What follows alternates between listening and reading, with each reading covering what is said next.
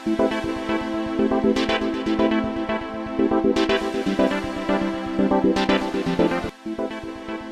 Friends, my name is Aman Kumar Singh और आप हैं अपने यूट्यूब चैनल मास्टर्स फिजिक्स पर। फ्रेंड्स, आज हम लोग क्लास 12th में इलेक्ट्रोस्टैटिक चैप्टर में बहुत सारे न्यूमेरिकल्स करने वाले हैं, उनके कॉन्सेप्ट समझने वाले हैं। तो आज का लेक्चर देखना मिस नहीं करना है आपको, और आपको लेक्चर देखने के बाद अपने बुक्स में जो सवाल हैं उन सवाल को सॉल्व करने की कोशिश करना है। तो मैं आशा करता हूं कि आपको आज का वीडियो लेक्चर देखने के बाद न्यूमेरिकल्स प्रॉब्लम्स को सॉल्व करने में काफ़ी मज़ा आएगा। चलिए स्टार्ट करते हैं आज का फर्स्ट न्यूमेरिकल प्रॉब्लम। जो फर्स्ट न्यूमेरिकल प्रॉब्लम है उसमें कह रहा है कि एक फ्री बॉल है ना, ए, जिसका कि मास है m। तो ये बॉल है जिसका कि मास कितना है, m है। ये फ्री है, ओके, फ्रीली मूव कर सकता है, up and down, to and fro move कर सकता है। Carries a positive charge q, इस पे चार्ज जो है वो पॉजिटिव चार्ज है, q है। What must be the nature and magnitude of the charge, कह रहा है क्या नेचर होना चाहिए चार्ज का और उसका क्या मैग्नीट्यूड होना चाहिए। That should be given to the second ball fixed at a distance h। ये जो सेकेंड बॉल आप देख रहे हो ये h डिस्टेंस बिलो जो है ए बॉल से फिक्स किया गया है। तो कह रहा है इस पे चार्ज का क्या मैग्नीट्यूड होना चाहिए, है ना, और इसका नेचर कैसा होना चाहिए, ये पॉजिटिव होगा कि ये नेगेटिव होगा। आपसे क्वेश्चन में पूछ रहा है such that the upper ball is stationary, इसका क्या नेचर हो कि ऊपर वाला बॉल स्टेशनरी हो, यानी ये रेस्ट पे रहे, यानी ये किस पे रहे, रेस्ट पे रहे। तो स्टूडेंट्स आपको क्या ध्यान रखना है कि इस बॉल को, अपर बॉल को रेस्ट में रखने के लिए नेचर का आपको जानना बहुत जरूरी है। यानी नेचर बहुत बड़ा रोल प्ले करेगा, बहुत ही ज्यादा इंपॉर्टेंट रोल प्ले करेगा। तो अगर मान लीजिए कि सबसे पहले कि अगर आप बात कर रहे हैं बॉल ए के बारे में, तो बॉल ए का मास m है। तो ये जो बॉल ए है इसके ऊपर ग्रेविटी फोर्स लगेगा किधर की तरफ, डाउनवर्ड डायरेक्शन में, Fg, जो कि होगा कितना, mg के बराबर। Fg किसके बराबर होगा, mg के बराबर होगा, ओके। अब आप देखते हैं कि इस पे और कोई भी फोर्स लग रहा है क्या।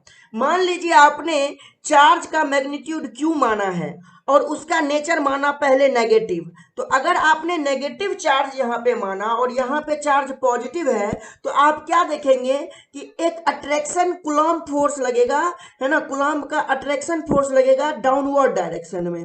अब आप हमको देख के बताइए, एनालाइज करके बताइए कि क्या और कोई भी बाकी फोर्स बचा है इस सिस्टम में।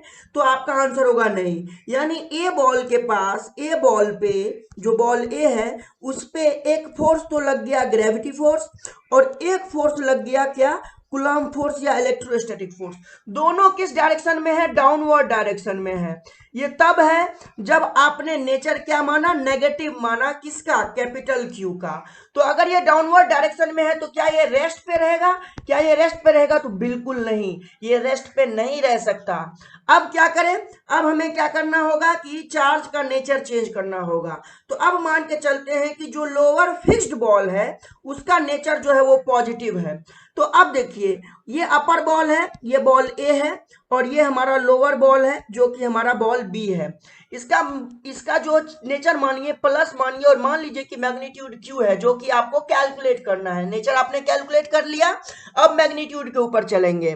इन दोनों बॉल के बीच का जो डिस्टेंस है वो डिस्टेंस कितना दे रखा है आपको, h। ये वाला बॉल जो है वो कैसा है, फिक्स्ड है, और ये वाला जो बॉल है वो कैसा है, फ्री बॉल है। ऊपर वाला जो बॉल ए है उसका मास है m और चार्ज है q। तो अगर मास m है, चार्ज q है, तो ग्रेविटी फोर्स तो अब भी डाउनवर्ड डायरेक्शन में ही लगेगा, तो ग्रेविटी फोर्स लगेगा mg। अब देखिए अगर ये भी प्लस q चार्ज है और ये भी चार्ज पॉजिटिव नेचर का है, तो दोनों पॉजिटिव नेचर की वजह से ये प्लस q चार्ज इस a पे इलेक्ट्रोस्टैटिक रिपल्सन फोर्स लगाएगा किस डायरेक्शन में, अपवर्ड डायरेक्शन में। तो ये इलेक्ट्रोस्टैटिक फोर्स लगेगा F इलेक्ट्रोस्टैटिक। अब इस इलेक्ट्रोस्टैटिक फोर्स जो है इसका डायरेक्शन ग्रेविटेशनल फोर्स के डायरेक्शन से ऑपोजिट है। यहां पे आप कह सकते हैं कि अगर ये दोनों फोर्स का ये दोनों फोर्स का मैग्नीट्यूड सेम हो, तो ये बॉल जो है, ये बॉल को आप रेस्ट पे रख सकते हैं, ये बॉल को आप रेस्ट पे रख सकते हैं। यानी for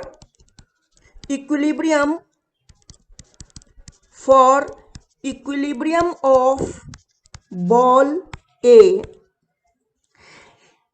net force acting on ball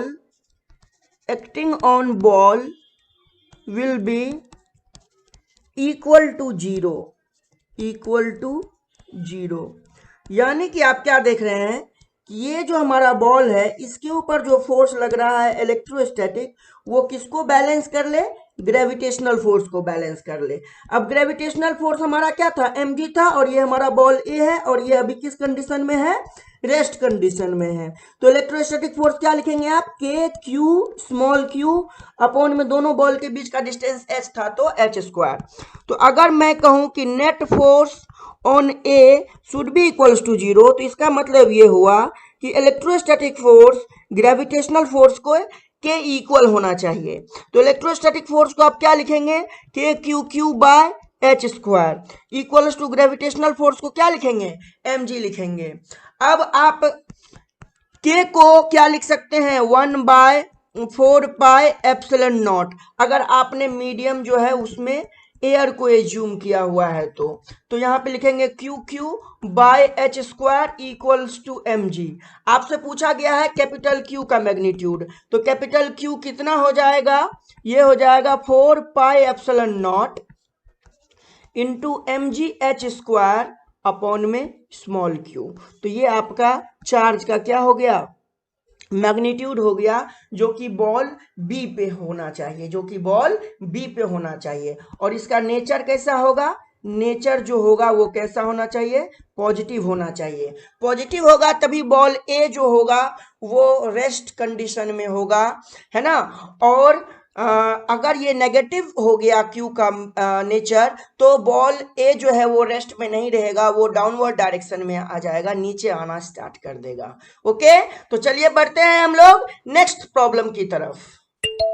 next problem है कि 10 चार्ज पार्टिकल, कितने चार्ज पार्टिकल्स हैं? 10 चार्ज पार्टिकल्स हैं, are clamped on the x axis. X axis पे 10 चार्ज पार्टिकल को अलग अलग जगह पे क्लैम्प किया गया। आप देख रहे हैं इस तरह से, इस बीच में भी पार्टिकल्स हैं, यहाँ पे भी होंगे, यहाँ पे भी होंगे, इस तरह से टोटल 10 है, एक्स एक्सिस पे क्लैम्प किया गया है। At points x equals to 10 metre पे, 20 मीटर पे, 30 मीटर पे, अप टू 100 मीटर पे। ओके, तो यहां से एक 10 मीटर पे है, यहां से ये 20 मीटर है, ये 20 मीटर हो गया, ये 10 मीटर हुआ, इस तरह से ये 30 मीटर हुआ, है ना। और जो सबसे लास्ट वाला होगा ये कितने मीटर पे है? 100 मीटर पे है। Okay, the first particle has a charge 10 to the power minus 8 coulomb. Second के पास जो चार्ज है, फर्स्ट के पास 10 to the power minus 8 coulomb है, सेकेंड के पास 8 into 10 to the power minus 8 coulomb है, थर्ड के पास 27 into 10 to the power minus 8 coulomb है, एंड सो ऑन। तो यानी लास्ट वाले 10वें चार्ज पार्टिकल के पास होगा 1000 into 10 to the power minus 8 coulomb. The 10th particle has a charge 1000 into 10 to the power minus 8 coulomb. Question है, find the magnitude of electric force acting on 1 coulomb charge placed at the origin. 1 coulomb charge को origin पे place किया गया है। आपसे पूछा जा रहा है कि इस 1 coulomb चार्ज पे क्या इलेक्ट्रोस्टैटिक फोर्स लगेगा। तो सबसे पहले देखिए, इस चार्ज की वजह से जो इलेक्ट्रोस्टैटिक फोर्स लगेगा वो मान लीजिए आपका F1 लगेगा, है ना। 10 to the power minus 8 coulomb की वजह से 1 कूलम के ऊपर रिपल्सन फोर्स लगेगा इलेक्ट्रोस्टैटिक का, वो मान लीजिए F1 लगेगा। उस तरह से 20 की वजह से जो लगेगा वो मान लीजिए इस पे लगेगा F2, है ना। 30 की वजह से जो लगेगा वो मान लीजिए F3 होगा। इस तरह से जो आपका 100 पे रखा हुआ 1000 into 10 to the power minus 8 coulomb की वजह से जो फोर्स लगेगा वो कितना लगेगा? मान लीजिए F10 लगेगा। तो नेट कूलम फोर्स जो लग रहा है, नेट इलेक्ट्रोस्टैटिक फोर्स या फिर आप कूलम फोर्स कह सकते हैं, net electrostatic force acting on 1 coulomb charge placed at origin can be given as, क्या लिखेंगे आप, F net equals to F1 plus F2, सभी का डायरेक्शन सेम है तो सभी को आप ऐड कर देंगे अप टू कहाँ तक, F10 तक। अब F1 को क्या लिखेंगे, F1 को जरा देखिए तो क्या लिखेंगे, F1 को लिखेंगे आप के चार्ज Q1 कितना मान लीजिए 1 कूलम, और Q2 कितना मान लीजिए 10 टू द पावर -8 कूलम है, अपॉन में R स्क्वायर, डिस्टेंस कितना है 10, तो ये हो जाएगा 10 का स्क्वायर। F2 की बात करेंगे तो F2 को क्या लिखेंगे, के Q1, Q2 के जगह पे क्या लिखेंगे, देखिए यहाँ पे Q2 कितना है 8 into 10 to the power -8 coulomb, तो 8 into 10 to the power -8 coulomb, upon में डिस्टेंस इस बार कितना हो जाएगा, देखिए कितना डिस्टेंस है 20 मीटर, तो 20 मीटर का स्क्वायर। थर्ड वाला क्या लिखेंगे, के Q1, Q2 कितना है 10 to the power -27 into 10 to the power -8 है ना, अपॉन में यहाँ पे लिखेंगे आप 30 का स्क्वायर, और ये अप टू कहाँ जाएगा, k into 1000 into 10 to the power -8 coulomb, upon में 100 मीटर पे है तो 100 का स्क्वायर। इस तरह से आपने क्या किया, सारे फोर्सेज को सम कर लिया। अब जो कॉमन कट रहा है उसको कॉमन काट लीजिए, तो के बाहर निकल जाएगा, 10 टू द पावर -8 बाहर निकल जाएगा, और 10 का स्क्वायर बाहर निकल जाएगा। अब यहाँ पे पहले वाले टर्म में क्या बचेगा, केवल 1, दूसरे वाले टर्म में क्या बचेगा, 8/4 बचेगा, यहाँ 2 का स्क्वायर 4 हो जाएगा और ऊपर से 8 बचेगा। थर्ड वाले में क्या बचेगा, 27/9 बचेगा। इस तरह से लास्ट वाले में क्या बचेगा, 1000 अपॉन में 100 बचेगा। ओके, अब आप कैंसिल करिए, 4 से 2 टाइम्स में 8 जाएगा, 9 से 3 टाइम्स में 27 जाएगा, और 100 से 10 टाइम्स में 1000 जाएगा। के को क्या लिख सकते हैं, के को लिख सकते हैं आप 9 इंटू 10 टू द पावर 9 है ना, इन एयर। ओके, और यहाँ पे ये हो जाएगा 10 का स्क्वायर, और इधर क्या बचेगा आपका 1 plus 2 plus 3 plus up to कहाँ तक बचेगा, 10 तक बचेगा।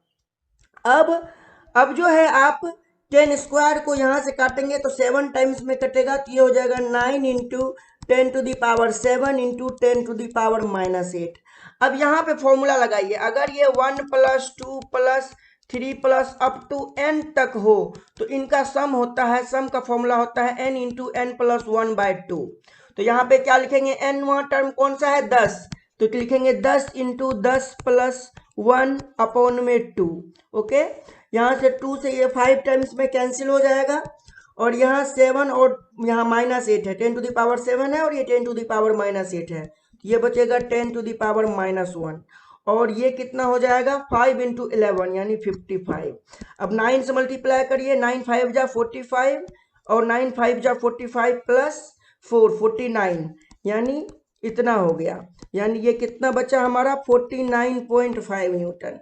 तो नेट फोर्स कितना लग रहा है 1 कूलम पे, कितना लग रहा है 49.5 न्यूटन। ये आपका क्या हो गया, आंसर हो गया। तो इस तरह से आप सीरीज में रखे हुए चार्ज को, चार्ज की वजह से आपने फोर्स कैलकुलेट किया किस पे, वो चार्ज पे जो ओरिजिन पे रखा हुआ था। तो जो आपका आंसर आया वो आंसर कितना आया 49.5 न्यूटन। चलिए बढ़ते हैं हम लोग नेक्स्ट सवाल की तरफ।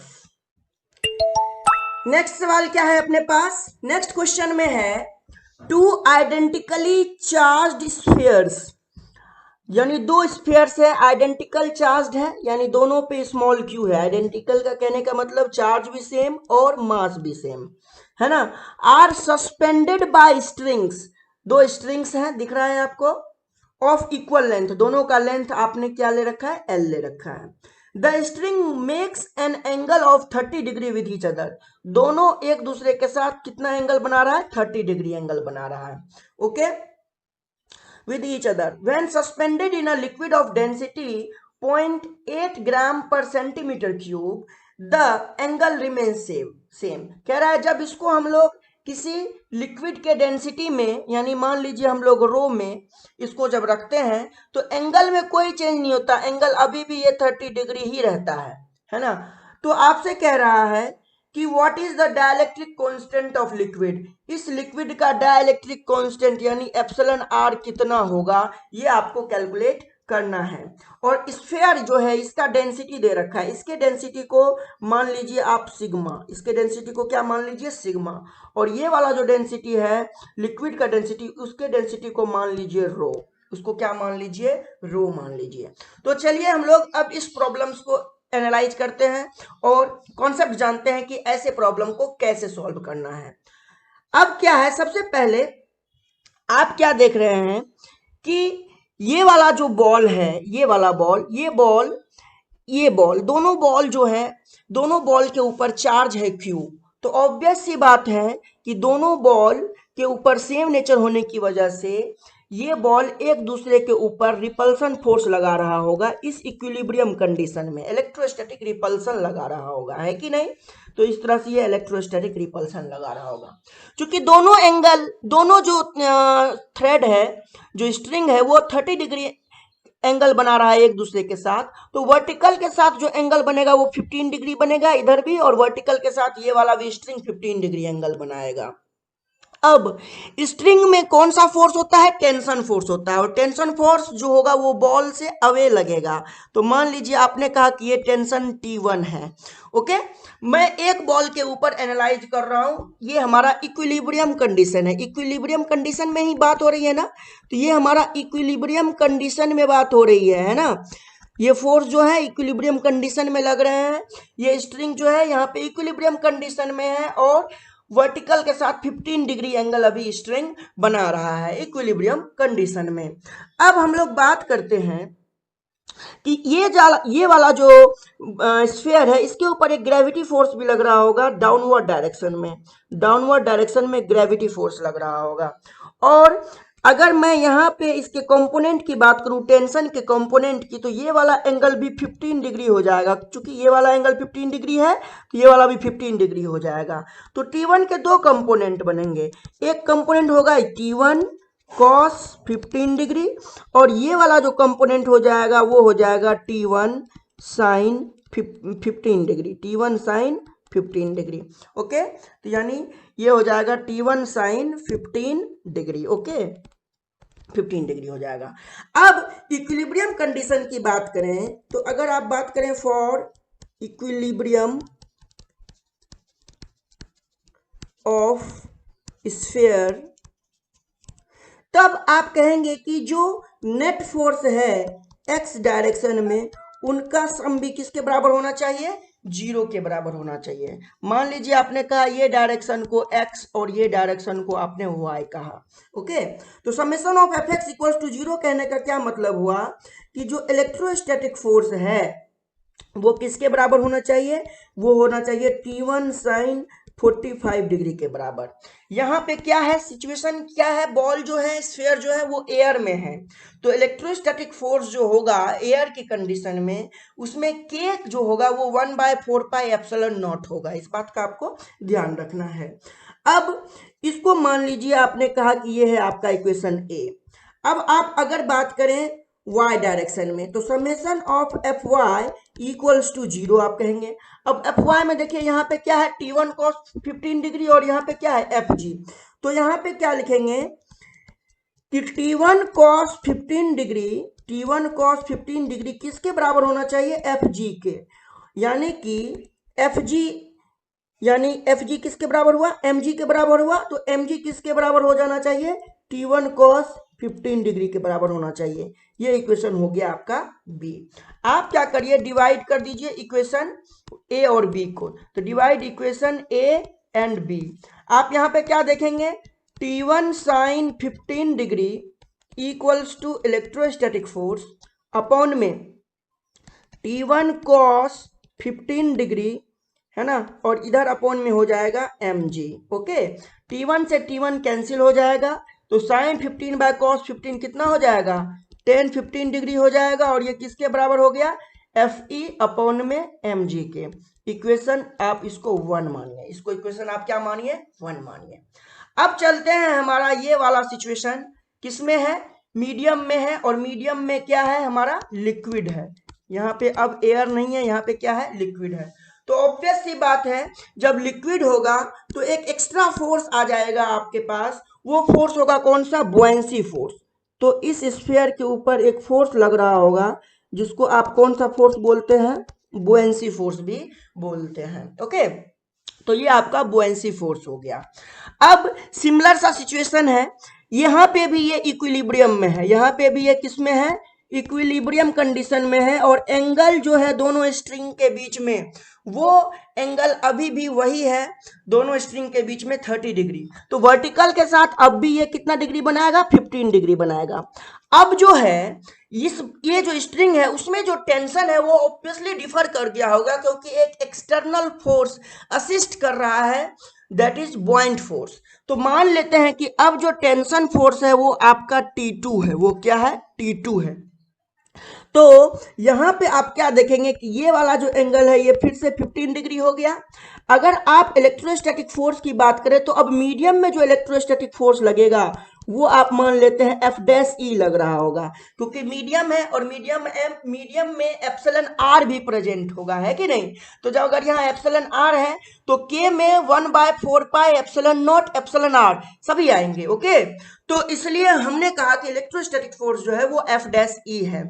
और ग्रेविटेशनल फोर्स तो अब भी लग रहा होगा, वो किधर लग रहा होगा, डाउनवर्ड डायरेक्शन में, और वो किसके बराबर होगा, mg के बराबर होगा।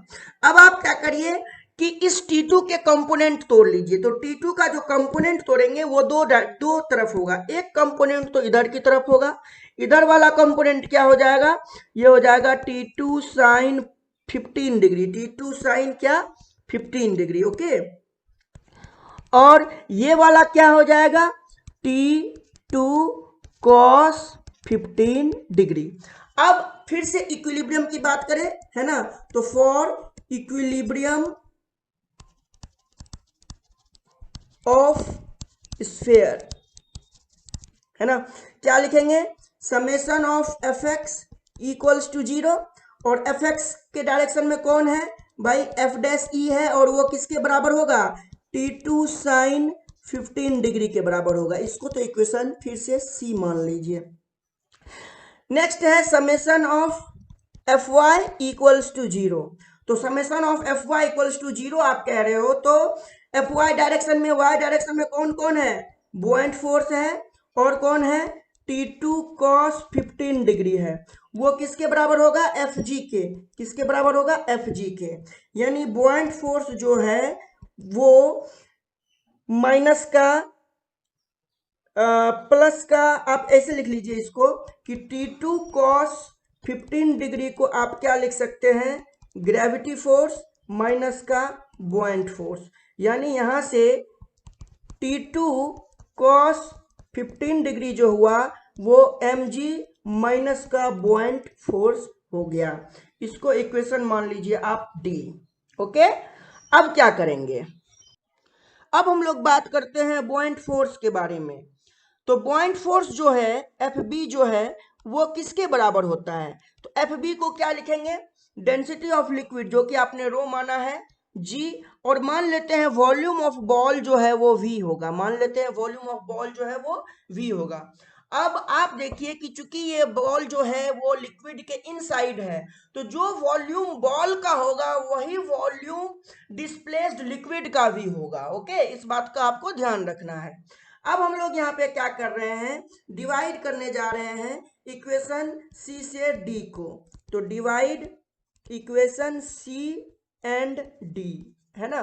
तो यहाँ पे आप क्या देखेंगे, यहाँ पे देखेंगे सी पे है T2 साइन 15 डिग्री, अपॉन में डी के तरफ है T2 cos 15 डिग्री, इधर हो जाएगा एफ डैश ई, और इधर हो जाएगा mg माइनस का एफ बी। T2 से T2 कैंसिल हो गया, तो ये हो गया आपका 10 15 डिग्री इक्वल्स टू क्या हो जाएगा, एफ डैश ई अपॉन में mg माइनस का एफ बी। इसको इक्वेशन मान लीजिए 2। अब देखिए इक्वेशन 1 आपका क्या आया था, इक्वेशन 1 ये आया था, है ना, इक्वेशन 1 ये आया था ना, और ये क्या है आपका, ये है आपका इक्वेशन 2। इक्वेशन 1 और 2 दोनों को इक्वेट कर दीजिए। तो अब आप लिखिए इक्वेटिंग इक्वेशन 1 एंड 2। तो यहाँ पे क्या लिखेंगे आप, यहाँ पे लिखेंगे, देखेंगे क्या है यहाँ पे Fe अपॉन में mg है, तो यहाँ पे लिखेंगे Fe अपॉन में mg, ये किसके बराबर होगा, F डैश E अपॉन में mg माइनस का Fb। ओके, अब यहाँ पे देखिए आप क्या जानते हैं, डाइलेक्ट्रिक कांस्टेंट जो होता है वो किसके बराबर होता है, वो होता है इलेक्ट्रोस्टैटिक फोर्स का ratio two the electrostatic force का रेशियो, है ना। बट इन दोनों में क्या है, यहाँ पे आप बात करते हैं एयर का और यहाँ पे आप बात करते हैं किसी मीडियम में। Ratio of electrostatic force in the air to the ratio of electrostatic force in the medium. अब यहाँ पे आप क्या कह सकते हैं कि आप एफ ई अपॉन में एफ डैश ई को, एफ ई अपॉन में एफ डैश ई को एप्सिलॉन आर बोलेंगे। तो जब ये एफ डैश ई इधर की तरफ आएगा तो इधर mg चला जाएगा और इधर हो जाएगा mg माइनस का fb, है ना। अब mg को तो आप क्या लिख सकते हैं, मास को क्या लिख सकते हैं, कोई भी बॉडी है उसका मास m है ना, और उसका डेंसिटी जो है इस बॉडी का डेंसिटी हमने सिग्मा माना है और वॉल्यूम v है, तो मास को क्या लिख सकते हैं, मास को लिख सकते हैं डेंसिटी इंटू वॉल्यूम। तो यहाँ पे आप लिख सकते हैं डेंसिटी इंटू वॉल्यूम इंटू जी, अपॉन में यहाँ पे भी लिख सकते हैं डेंसिटी इंटू वॉल्यूम इंटू जी। और बॉइंट फोर्स हमने क्या लिखा हुआ है, देखिए यहाँ पे बॉइंट फोर्स क्या लिखा हुआ है, रो जीवी, तो यहाँ पे लिखेंगे आप रो जीवी। तो यहाँ पे आप देखिए जीवी और जीवी कॉमन कट के खत्म हो जाएगा, तो बचेगा क्या, सिग्मा अपॉन में सिग्मा माइनस का रो।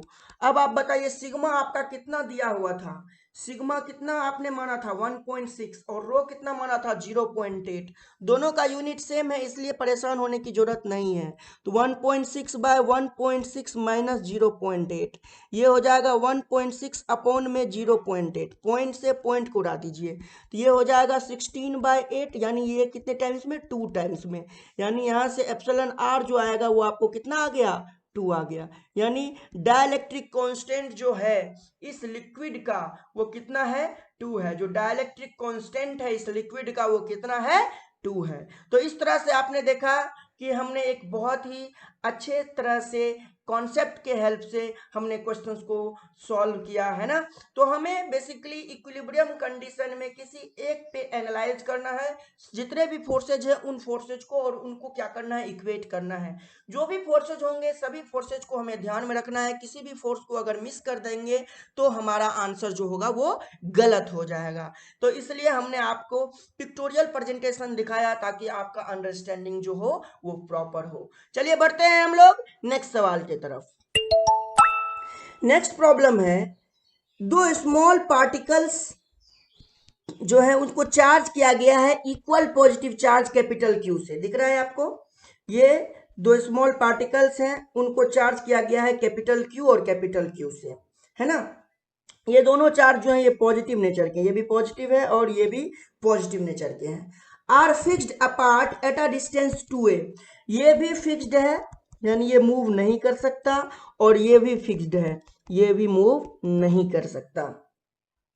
Another small particle having a charge small q lies Midway between the fixed charges, एक स्मॉल पार्टिकल प्लस q रखा गया है, इनको in between the both plus Q charges है, तो यानी ये प्लस क्यू चार्जेज से लेफ्ट वाले प्लस क्यू चार्ज से भी ए डिस्टेंस पे है और राइट वाले प्लस क्यू चार्ज से भी ए डिस्टेंस पे है।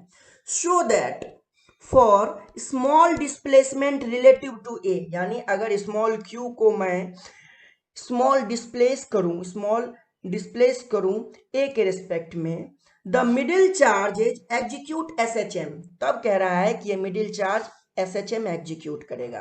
आपको ध्यान रखना है कोई भी पार्टिकल SHM एग्जीक्यूट तभी करेगा जब वो स्टेबल इक्विलिब्रियम में होगा। किसमें होगा, स्टेबल इक्विलिब्रियम में। और जब स्टेबल इक्विलिब्रियम में होगा तब वो SHM करेगा, और वहां पे तब आप फाइंड आउट करते हैं टाइम पीरियड। क्या फाइंड करते हैं, टाइम पीरियड फाइंड आउट करते हैं, फ्रीक्वेंसी फाइंड आउट करते हैं। तो इस तरह के सवाल जनरली आपको पूछे जाते हैं आपके एग्जाम में।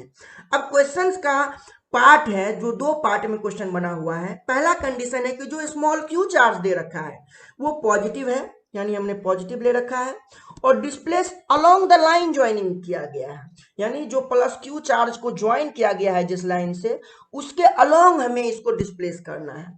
तो मान लीजिए हमने इसको स्मॉल डिस्प्लेसमेंट दे दिया इधर की तरफ बाय एक्स, और हम कह रहे हैं x जो है a के कंपैरिजन में बहुत ही स्मॉल है, x जो है a के कंपैरिजन में बहुत ही स्मॉल है, क्योंकि क्वेश्चन में क्या रखा है, स्मॉल डिस्प्लेसमेंट देना है। अब ये प्लस क्यू चार्ज कहाँ आ गया, ये यहाँ पे आ गया। अब आप क्या देख रहे हैं, अब देख रहे हैं आप कि इस प्लस क्यू से, ये वाले प्लस क्यू से इसका जो डिस्टेंस हो गया वो कितना हो गया, वो हो गया a प्लस एक्स, है ना। और इस वाले प्लस क्यू से जो इसका डिस्टेंस हो गया वो कितना हो गया, वो हो गया a माइनस एक्स। आपने जिधर डिस्प्लेस किया है उसको पॉजिटिव एज्यूम करना है, उस डायरेक्शन को। आपने डिस्प्लेस इधर किया है, आपने डिस्प्लेस इधर किया है ना, तो डिस्प्लेसमेंट जिधर दिया है उसको आपको क्या लेना है, पॉजिटिव डायरेक्शन एज्यूम करना है, ठीक है। अब आप बात करते हैं प्लस क्यू से लगने वाले इस स्मॉल क्यू पे क्या फोर्स होगा। ये भी प्लस का क्यू है, ये भी प्लस का क्यू है, ऑब्वियस सी बात है इसके ऊपर रिपल्सन फोर्स लगेगा। वो किधर की तरफ लगेगा, इधर की तरफ, मान लेते हैं वो F1 होगा। अब अगर बात करें इस वाले प्लस क्यू की वजह से, तो इस वाले प्लस क्यू की वजह से इस स्मॉल प्लस क्यू पे जो फोर्स लगेगा उसका डायरेक्शन किधर होगा, वो इधर की तरफ होगा। वो किधर की तरफ होगा, इधर की तरफ होगा, है कि नहीं, वो इधर की तरफ होगा, और मान लेते हैं वो F2 होगा। तो सबसे पहले आप हमें ये बताइए कि F1 कितना लिखेंगे। आप F1 लिखेंगे K capital Q small q upon में डिस्टेंस कितना है दोनों के बीच में, a प्लस एक्स का होल स्क्वायर। इस तरह से आप हमें बताइए F2 कितना लिखेंगे। F2 लिखेंगे आप K capital Q small q upon a minus x का होल स्क्वायर। अब आप बताइए कि F1 और F2 में, F1 और F2 में कौन लार्जर मैग्नीट्यूड का फोर्स होगा। तो ऑब्वियस सी बात है आप कहेंगे F2 वाला। क्यों कहेंगे, क्योंकि ऊपर वाला न्यूमरेटर तो सेम है, नीचे में देखिए डिनोमिनेटर में देखिए, डिनोमिनेटर में F2 के केस में स्मॉलर मैग्नीट्यूड है और F1 केस में लार्जर है। तो ऑब्वियस सी बात है F1 स्मॉल होगा F2 के कंपैरिजन में, यानी F2 जो होगा वो ग्रेटर देन होगा किससे, F1 से। दूसरा ये भी कह सकते हैं कि स्मॉल q जो है राइट वाले कैपिटल Q के पास में है, और राइट वाला कैपिटल Q F2 फोर्स लगा रहा है स्मॉल q के ऊपर। तो ऑब्वियस सी बात है कि जो इलेक्ट्रोस्टैटिक फोर्स होता है वो इनवर्सली प्रोपोर्शनल होता है square of the distance between the two charges के। तो ऑब्वियस सी बात है कि जो F2 जो फोर्स होगा वो ग्रेटर देन होगा F1 से। यानी हुआ क्या, हुआ ये कि जो चार्ज पार्टिकल स्मॉल q यहां आ गया था उसके ऊपर तो F1 इधर लग रहा है और F2 इधर लग रहा है, और दोनों में F2 ज्यादा है। इसका मतलब जो नेट फोर्स होगा ये वो इसके ऊपर किधर की तरफ लगेगा, इधर की तरफ लगेगा। अगर नेट फोर्स रीस्टोरिंग नेचर का हो, यानी ये रीस्टोर कर रहा है ना, हमने किधर की तरफ डिस्प्लेस किया था, हमने राइट की तरफ डिस्प्लेस किया था, और नेट फोर्स किधर लग रहा है, नेट फोर्स लग रहा है लेफ्ट की तरफ। यानी ये फोर्स ऐसा फोर्स है जो रीस्टोरिंग नेचर में है। अगर ये रीस्टोरिंग नेचर में है इसका मतलब जो इक्विलिब्रियम होगा वो कैसा होगा, स्टेबल इक्विलिब्रियम होगा। और अगर ये स्टेबल इक्विलिब्रियम होगा तो इसका मतलब जो है वो पार्टिकल जो है, ये पार्टिकल स्मॉल q जो होगा वो स्मॉल डिस्प्लेसमेंट के लिए SHM एग्जीक्यूट करेगा। स्मॉल डिस्प्लेसमेंट के लिए क्या करेगा, सिंपल हार्मोनिक मोशन एग्जीक्यूट करेगा। तो चलिए हम लोग बात करते हैं, हम लोग नेट फोर्स कैलकुलेट करते हैं, क्योंकि हमें क्या कैलकुलेट करना है, टाइम पीरियड कैलकुलेट करना है। हमें क्या कैलकुलेट करना है, टाइम पीरियड कैलकुलेट करना है। ओके, तो हम बात करना चाह रहे हैं time period small displacement the middle charge will execute SHM। तो SHM तो एग्जीक्यूट हमने करा दिया, अब हम लोग बात कर रहे हैं टाइम पीरियड के बारे में। तो चलिए हम लोगों ने टाइम पीरियड के लिए for time period of SHM हमें क्या बात का ध्यान रखना पड़ेगा, हमें नेट फोर्स कैलकुलेट करना पड़ेगा, और वो नेट फोर्स माइनस का c इंटू एक्स जो डिस्प्लेसमेंट हमने किया है उसके बराबर होना चाहिए। इस कंडीशन में अगर कोई इक्वेशन आपका आ गया तो वो इक्वेशन जो है वो equation SHM simple harmonic motion को रिप्रेजेंट करता है। तब आप टाइम पीरियड फाइंड आउट करने के लिए नेट फोर्स को लिखेंगे आप मास मास इंटू एक्सेलरेशन, है ना, और इसको लिखेंगे माइनस ऑफ सी एक्स के बराबर। तो यहाँ से आपका एक्सेलरेशन जो होगा वो माइनस का सी बाय एम इंटू एक्स होगा। ओके, अब अगर एक्सेलरेशन आपका इस फॉर्म में आ गया तो इसको कंपेयर कर लेना है, इसको कंपेयर करना है किसके साथ कंपेयर करिएगा आप एक्सेलरेशन को, है ना, माइनस ओमेगा स्क्वायर एक्स के साथ, यानी इसको आप कहेंगे ओमेगा का स्क्वायर, यानी यहाँ से आपका ओमेगा का स्क्वायर सी बाय एम हो जाएगा और ओमेगा जो होगा वो सी अपॉन में एम हो जाएगा अंडर रूट। ओमेगा को आप लिख देना 2 पाई/टी, है ना, तो 2 पाई/टी under root of c by m हो जाएगा और यहाँ से टाइम पीरियड जो होगा वो कैलकुलेट हो जाएगा 2 pi under root of M upon में सी। तो ये मेथड है टाइम पीरियड कैलकुलेट करने का। चलिए देखते हैं इस सवाल में हम टाइम पीरियड कैसे कैलकुलेट करेंगे। तो इस सवाल में टाइम पीरियड कैलकुलेट करने के लिए हम सबसे पहले लिखेंगे नेट फोर्स। नेट फोर्स को किसके बराबर लिखेंगे, जिधर डिस्प्लेस किया था उसको पॉजिटिव लेना है। हमने डिस्प्लेस F1 के डायरेक्शन में किया था तो F1 को लेंगे पॉजिटिव, तो F1 माइनस का F2 लिखेंगे। अब F1 को क्या लिखेंगे, F1 को हमने यहाँ पे लिखा हुआ है, देखिए क्या लिखा हुआ है, के कैपिटल क्यू अपॉन में a प्लस एक्स का होल स्क्वायर, और F2 को लिखेंगे के कैपिटल क्यू अपॉन में a माइनस एक्स का होल स्क्वायर। अब आप ना कॉमन कर लीजिए, कॉमन क्या हो जाएगा, के कैपिटल क्यू इंटू क्यू, अंदर में बचेगा a प्लस एक्स का होल स्क्वायर माइनस का 1/a माइनस एक्स का होल स्क्वायर। ओके, अब यहाँ पे क्या लिखेंगे, के क्यू, यहाँ पे आप एलसीएम लेंगे, तो ये a प्लस बी है, ये a माइनस बी है, यानी ये हो जाएगा a square minus x square और इनका होल स्क्वायर। इधर क्या हो जाएगा, a माइनस एक्स का होल स्क्वायर 1 से मल्टीप्लाई होगा तो यहाँ पे क्या लिखेंगे आप, a square plus x square minus का 2ax, है ना, और जब इसको लिखेंगे, जब इसको इस साइड 1 से मल्टीप्लाई करेंगे तो ये माइनस से मल्टीप्लाई होने के बाद, है ना, यहाँ पे ऐसे लिख लीजिए, माइनस का a square plus x square plus का 2ax लिख लीजिए, है ना, बाद में अपन ब्रैकेट तोड़ देंगे।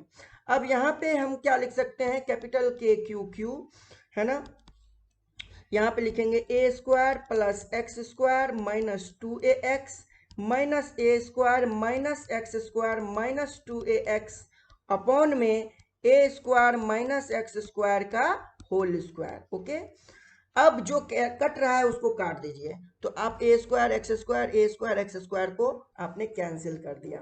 अब आप क्या देखेंगे, ये किसके बराबर आया, ये आया कैपिटल क्यू, है ना, के क्यू, ये हो जाएगा माइनस का 4ax अपॉन में a square minus x square का होल स्क्वायर। अब कंडीशन क्या दे रखा है, x जो है a से बहुत ही स्मॉल है, अगर x a से बहुत ही ज्यादा स्मॉल है तब इस x को आप क्या कर सकते हैं, गोज टू 0 कर सकते हैं, क्योंकि ये a के साथ कंपैरिजन में है, a square minus x square है। तो यहां से आप क्या लिखेंगे, यहां से आप लिखेंगे कैपिटल के क्यू मल्टीप्लाई बाय माइनस का 4ax अपॉन में a स्क्वायर का होल स्क्वायर क्या हो जाएगा, a4 हो जाएगा, a से ये कैंसिल हो जाएगा 3 टाइम्स में, यानी ये हो जाएगा माइनस का 4 के क्यू अपॉन में a का क्यूब इंटू एक्स। देखिए आपका जो नेट फोर्स है वो क्या आ गया, माइनस का 4 के कैपिटल क्यू अपॉन में a क्यूब इंटू एक्स। क्या ये c के बराबर आया कि नहीं आया, ये c के बराबर हो गया, यानी ये आपका इस फॉर्म में आ गया, ये आपका किस फॉर्म में आ गया, इस फॉर्म में आ गया। अब नेट फोर्स को आप क्या लिखेंगे, मास इंटू एक्सेलरेशन, यानी नेट फोर्स को लिखेंगे आप मास इंटू एक्सेलरेशन। इसको किसके बराबर लिखेंगे, माइनस का 4 के क्यू अपॉन में a क्यू इंटू एक्स। तो यहाँ से एक्सेलरेशन जो होगा वो हो जाएगा माइनस का 4 के क्यू अपॉन में m a cube into x, ये हो जाएगा एक्सेलरेशन। अब आप जानते हैं कि इसको किसके बराबर लिखते हैं, कंपेयर करना है तो इसको किसके बराबर लिखते हैं, ओमेगा स्क्वायर के बराबर। तो यहां से ओमेगा स्क्वायर किसके बराबर आ गया, ओमेगा स्क्वायर आ गया बराबर 4 के क्यू अपॉन में एम ए क्यूब के। तो ओमेगा किसके बराबर हो गया, अंडर रूट ऑफ 4k अपॉन में m a का पावर 3। ओमेगा को आप क्या लिखेंगे, ओमेगा को लिखेंगे आप 2 पाई अपॉन में t। तो टाइम पीरियड ऑफ ऑसिलेशन क्या हो जाएगा, टाइम पीरियड ऑफ ऑसिलेशन हो जाएगा 2 pi under root of m a का पावर 3 अपॉन में 4k। तो ये हो जाएगा आपका टाइम पीरियड ऑफ ऑसिलेशन। तो आपने SHM का क्या निकाल लिया, टाइम पीरियड, है ना। तो आपने क्या निकाल लिया, टाइम पीरियड ऑफ ऑसिलेशन, है ना। आपने स्मॉल क्यू को डिस्प्लेस किया और स्मॉल क्यू का टाइम पीरियड कैलकुलेट कर लिया। मैंने बहुत ही बारीकी से समझाने की आपको कोशिश करी है ना। तो आपको इस चीज का क्या करना है, ध्यान रखना है कि हमने कैसे क्वेश्चंस को सॉल्व करा है। ओके, तो आप इस तरह से क्वेश्चंस को सॉल्व करना है। आपको मैंने ट्रिक भी बताया है कि कैसे टाइम पीरियड कैलकुलेट करते हैं, कैसे टाइम पीरियड को कैलकुलेट करते हैं। ओके, चलिए बढ़ते हैं हम लोग नेक्स्ट पॉइंट जो इसका था सेकेंड पार्ट की तरफ। सेकेंड पार्ट में क्या कह रहा है, जो मिडिल चार्ज है वो नेगेटिव है और डिस्प्लेस किया गया है perpendicular to the line joining between the two charges. यानी मिडिल चार्ज को हमें इस बार नेगेटिव रखना है और उसको displace perpendicular to the line joining करना है, और तब हमें कैलकुलेट करना है कि वो जो है वो SHM एग्जीक्यूट करेगा और उसका टाइम पीरियड हमें फाइंड आउट करना है। तो चलिए बढ़ते हैं हम लोग, देखते हैं। यहाँ पे है हमारे पास ये सिस्टम है। तो हमने क्या देखा, हम क्या देख रहे हैं कि हम इस डायग्राम को दोबारा से रीड्रॉ करते हैं। यहाँ पे मान लीजिए Q है ना, और यहाँ पे भी आपका Q है। ये दोनों Q जो है ये फिक्स्ड है, ये भी हमारा फिक्स्ड है।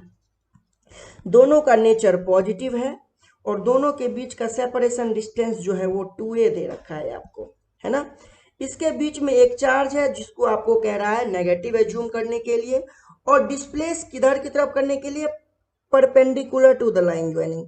तो मान लीजिए आपने x से डिस्प्लेस किया, perpendicular to the line joining इस डायरेक्शन में डिस्प्लेस किया। अभी भी x जो है वो a के कंपैरिजन में बहुत ही स्मॉल है, ये a है और ये भी a है। अब आपका जो चार्ज है वो कहाँ पे आ चुका, वो यहाँ पे आ चुका, -q यहाँ पे आ चुका। अब क्या करिए, आप फोर्स के बारे में बात करेंगे तो यहाँ पे +q है और यहाँ पे -q है। तो पहले दोनों को ज्वाइन कर दीजिए।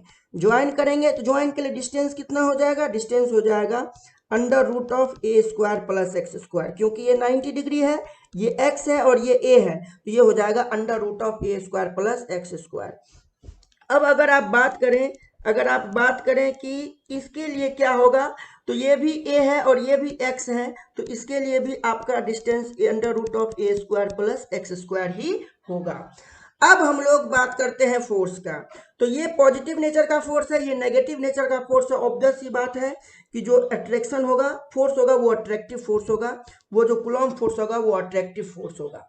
मान लीजिए हमने बोला F, इस F का क्या मैग्नीट्यूड लिखेंगे, इस F का मैग्नीट्यूड लिखेंगे आप K capital Q small q upon में √a² + x² का होल स्क्वायर, यही लिखेंगे।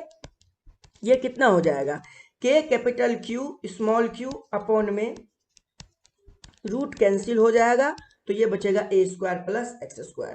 अब बात करिए इस वाले +q और इस वाले -q से, तो इसके लिए भी अट्रैक्शन फोर्स लगेगा। चूंकि डिस्टेंस सेम है, मैग्नीट्यूड भी सेम है, तो इसके ऊपर भी जो फोर्स लगेगा वो भी आप F एज्यूम कर सकते हैं। देख लेते हैं मैग्नीट्यूड सेम आता है कि नहीं। तो मैग्नीट्यूड आपका यही आने वाला है जो अभी आया था, तो a² + x² का होल स्क्वायर। देख रहे हैं क्या, आपने दोनों में जो मैग्नीट्यूड है वो क्या आया, सेम आया। वो दोनों में जो मैग्नीट्यूड है वो क्या आया, सेम आया। अब मान लेते हैं कि ये वाला जो एंगल है ये थीटा है, तो ऑब्वियस सी बात है ये वाला भी एंगल थीटा होगा। अब इस वाले F के दो कंपोनेंट बनेंगे, है ना। एक कंपोनेंट इधर बनेगा, क्या बनेगा, ये बनेगा F sin थीटा, और एक कंपोनेंट डाउनवर्ड डायरेक्शन में बनेगा, क्या बनेगा, F cos थीटा। इस वाले F के भी दो कंपोनेंट बनेंगे, एक बनेगा इधर की तरफ, क्या बनेगा, F sin थीटा, और एक नीचे की तरफ ही बनेगा, इधर की तरफ नीचे की तरफ बनेगा, क्या बनेगा, F cos थीटा। अब आप क्या देख रहे हैं कि जो एफ है इनका मैग्नीट्यूड दोनों ही केस में, ये वाला एफ और दोनों का एफ का मैग्नीट्यूड सेम है, तो ये वाला एफ साइन थीटा इस वाले एफ साइन थीटा को कैंसिल कर देगा। तो जो ये हमारा स्मॉल क्यू है, जो डिस्प्लेस्ड पोजीशन पे जो स्मॉल क्यू है, उसके ऊपर आप क्या देख रहे हैं, जो फोर्स लगेगा वो किधर की तरफ लगेगा, डाउनवर्ड डायरेक्शन में। क्या लगेगा, 2f cos थीटा। आपने डिस्प्लेस किधर किया था, आपने डिस्प्लेस इधर की तरफ किया था, तो जिधर डिस्प्लेस किया उधर की तरफ को आपको पॉजिटिव मानना है। तो आप आए ऑपोजिट, ऑपोजिट आए यानी डिस्प्लेसमेंट के ऑपोजिट डायरेक्शन में आए। इसका मतलब ये जो फोर्स है ये हमारा नेट फोर्स है, और ये फोर्स हमारा कैसा फोर्स है, क्योंकि डिस्प्लेसमेंट के ऑपोजिट डायरेक्शन में है, ये हमारा रीस्टोरिंग फोर्स है। कैसा फोर्स है, रीस्टोरिंग फोर्स है।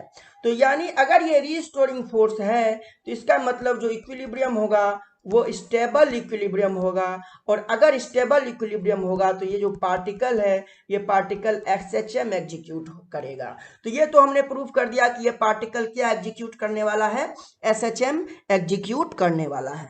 अब हम लोग बात कर लेते हैं, नेट फोर्स कैलकुलेट करते हैं और एसएचएम के लिए टाइम पीरियड कैलकुलेट करते हैं। तो नेट फोर्स को आप क्या लिखेंगे, माइनस के साथ लिखेंगे, क्योंकि डिस्प्लेस आपने वर्टिकल अपवर्ड डायरेक्शन में किया था तो वो प्लस था, तो डाउनवर्ड आया तो माइनस के साथ लिखेंगे आप, माइनस का 2f cos थीटा। ओके, यहां से -2। f के जगह पे क्या लिखेंगे, f आप लिखेंगे k capital Q small q upon में a square plus x square. और cos थीटा को क्या लिखेंगे, cos थीटा को लिखेंगे, देखिए यहाँ पे हमारे पास इस तरह से सिस्टम है ना, आपको समझना है। यहाँ पे ये देखिए थीटा है, ये वाला x था, ये वाला under root of a square plus x square था, और ये a था।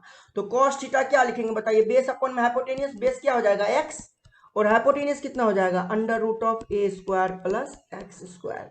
तो यहाँ से f नेट जो है वो हो जाएगा माइनस का 2 कैपिटल Q x अपॉन में a square plus x square, नीचे वाला दोनों सॉल्व होगा, ये 1/2 है और ये 1 है पावर में, तो ये हो जाएगा 1 + 1/2 यानी 3/2। ये कितना हो जाएगा, 3/2। आप क्या जान रहे हैं, आपको कंडीशन क्वेश्चन में क्या गिवन था, क्वेश्चन में गिवन था कि जो x है वो a के कंपैरिजन में बहुत ही स्मॉल है। तो फिर से आप क्या कर सकते हैं, इस x को 0 टेंड कर सकते हैं। तो यहाँ पे एफ नेट जो आपका आ रहा है वो कितना आ रहा है, माइनस का 2k अपॉन में ये 2 इस 2 को कैंसिल करेगा यानी a का 3 बचेगा इनटू का x। आप यहाँ पे कंपेयर करिए, ये आपका क्या है, ये आपका c के बराबर है, किसके बराबर है, c के बराबर है, यानी ये आपका इक्वेशन ऑफ एसएचएम आ गया। ये क्या आ गया, इक्वेशन ऑफ एसएचएम आ गया, यानी एसएचएम का इक्वेशन है। अगर ये एसएचएम का इक्वेशन है तो नेट फोर्स को आप क्या लिखेंगे, नेट फोर्स को लिखेंगे mass into acceleration equals to क्या लिखेंगे, माइनस का 2k अपॉन में क्या लिखेंगे, a³ इंटू का क्या लिखेंगे, x। तो यहां से एक्सेलरेशन जो होगा वो क्या हो जाएगा, माइनस का 2k अपॉन में ma³ है ना, इंटू का हो जाएगा x। अब ध्यान से देखिए, ये वाला जो आया है टर्म, इसमें इसको कंपेयर करिए, किससे कंपेयर करिए, compare with acceleration equals to minus of omega square x के। यह ओमेगा स्क्वायर किसके बराबर हो जाएगा, यहाँ पे ओमेगा स्क्वायर बराबर हो जाएगा 2k अपॉन में ma³ के, यानी ओमेगा किसके बराबर हो जाएगा, under root of 2k upon में ma³ के। और ओमेगा को क्या लिखते हैं आप, ओमेगा को लिखते हैं 2π टाइम पीरियड, ध्यान रखिएगा। तो इसको लिखेंगे under root of 2k upon में ma³। तो यहां से आपका जो टाइम पीरियड कैलकुलेट हुआ, वो कितना हो जाएगा, वो हो जाएगा 2π under root of ma³ upon में 2k इंटू क्यू। तो इस तरह से आपने इस प्रॉब्लम का भी टाइम पीरियड कैलकुलेट कर लिया। ओके फ्रेंड्स, तो हमने अलोंग द लाइन ज्वाइनिंग और perpendicular to the line joining particle को स्मॉल डिस्प्लेस करके हमने टाइम पीरियड ऑफ एसएचएम निकालना सीखा। आप टाइम पीरियड ऑफ एसएचएम पे और भी सवाल करिए और अपने नॉलेज को गेन करिए। आप हमारे कमेंट बॉक्स में कमेंट करिए, अपने नॉलेज को, अपने कॉन्सेप्ट को बनाते रहिए, हमारा वीडियो लेक्चर देखते रहिए और रिवीजन करना बिल्कुल नहीं भूलना है। जो स्टूडेंट रिवीजन नहीं करेगा उसका फिजिक्स जो है वो वीकर होता चला जाएगा। इसलिए आप वीडियो लेक्चर्स को बार बार देखिए, अगर कहीं भी कोई भी प्रॉब्लम आपके दिमाग में आती है तो, और अपने प्रॉब्लम्स को दूर करिए। तो चलिए बने रहिए आप हमारे साथ। मैं हूं आपका अमन सर और ये है आपका अपना YouTube channel master physics bye अमन सर। तो आप हमें अपना प्यार देते रहिए, हम आपके साथ यूं ही न्यूमेरिकल प्रॉब्लम्स का जो खौफ होता है बच्चों में, उस खौफ को मैं दूर करता रहूँगा। आप सभी स्टूडेंट्स को न्यूमेरिकल्स बहुत ही आसान लगने लग जाएगा। तो चलिए आज के लिए इतना ही।